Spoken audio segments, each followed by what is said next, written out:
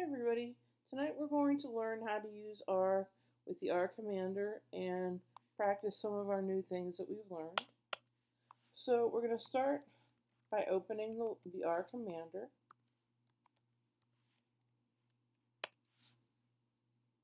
And I'm using my Mac, as you can see. So yours is going to look the same. Even though it's Windows, it'll look a little bit different, but you're going to be doing the exact same thing.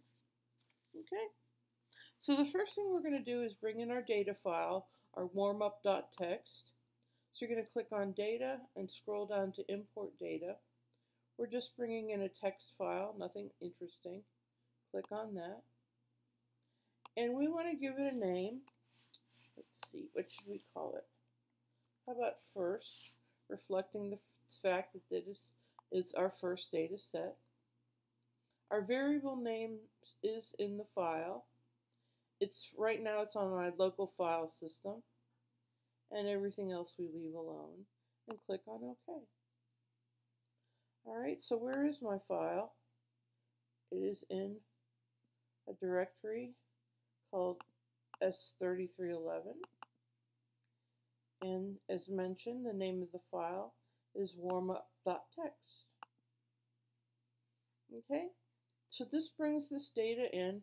Now notice where it says data set, it brings in that data set name as first, as promised. So if I click on View Data Set, if you look on the far right, you'll see your data set, just one variable with the name of X and the values in it. So this is actually what's called a data frame. First is a data frame. It has one column by the name of X at this moment. So the first thing we want to do is get some statistics out of there. So we're going to go to Summaries, then, Numerical Summaries. And we want to use just the variable X. We want to click on OK. So if you look down at the bottom, we have our mean of 998.082, our standard deviation of 155.0812, and our median is there even though it doesn't say explicitly the median. The median is also the 50th percentile, so it's the 990.5. There are 500 observations in that data set, so I bet you're glad we're not doing that by hand. A couple other interesting points: 25th percentile and the 75th. As we mentioned in class, the IQR can be found by taking the 75th percentile and subtracting out the 25th percentile. And we'll be coming back to that value in a little bit, so keep that in mind, please. Okay? So now, let's draw some pictures. So we're going to go into Graphs, and the first one we want to do is our histogram. Again, we only have one variable, not particularly interesting. Let's click on Options. We're not going to do too much interesting. Let's just give it the whole title, or excuse me, the whole graph a title. Let's call this our first histogram. Not too exciting. And there you've got your histogram. And we can see it looks pretty much like a normal curve. We're not particularly surprised. I'm not, because I rigged the data so it would look that way. Okay. So we go back in. You can actually save those in the format of your choice. You can save it as JPEG, PNG, and so on. All right, then the next one we want to do a stem and leaf display. So we click on that. The options, again, we just check variable X. Or excuse me, don't do anything with the options.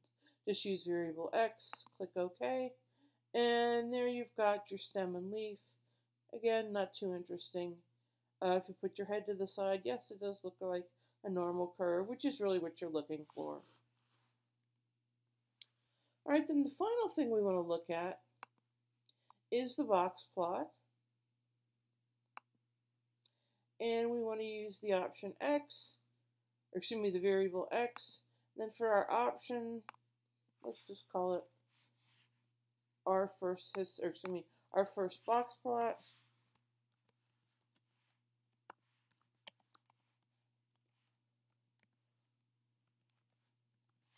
Now, some of you may have heard of something called the box and whisker plot. That's the same thing.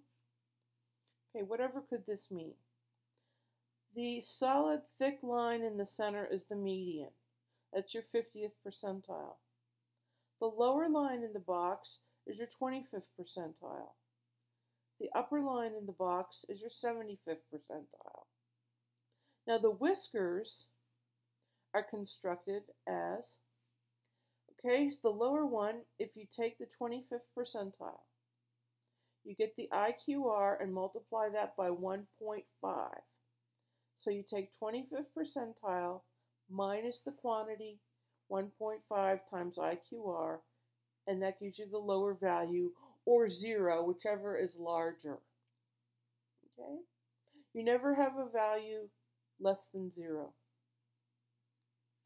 Then for the upper whisker, you're still going to take the 1.5 times the IQR, but this time you're going to add it to the 75th percentile, and that's going to give you your upper whisker.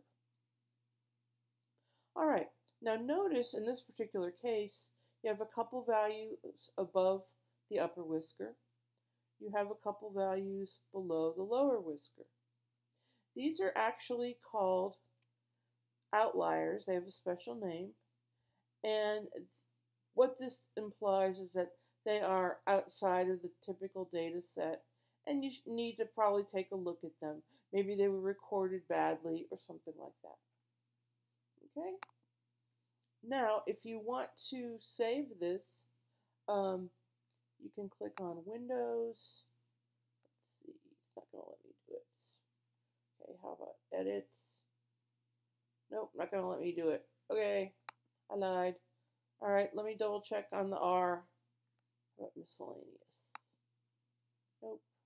Quartz? Nope. All right, I will double check on saving plots in on the Mac. On Windows, it will let you click on the window page, and it will let you save that particular page.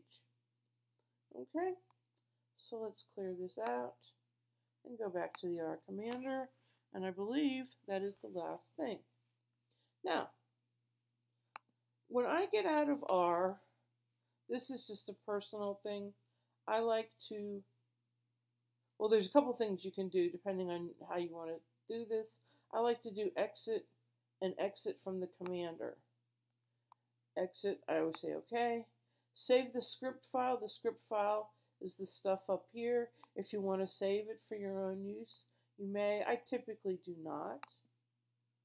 Don't worry, don't save the markdown. Save the output. The output is the lower part. If you want to save it, fine. If you don't, again, I typically do not. Okay, now that brings me back into R. That gives me a chance, a last chance to save, which I want to do. So you put in Q, open paren, close paren, and that's it. And you hit save, and that'll do it.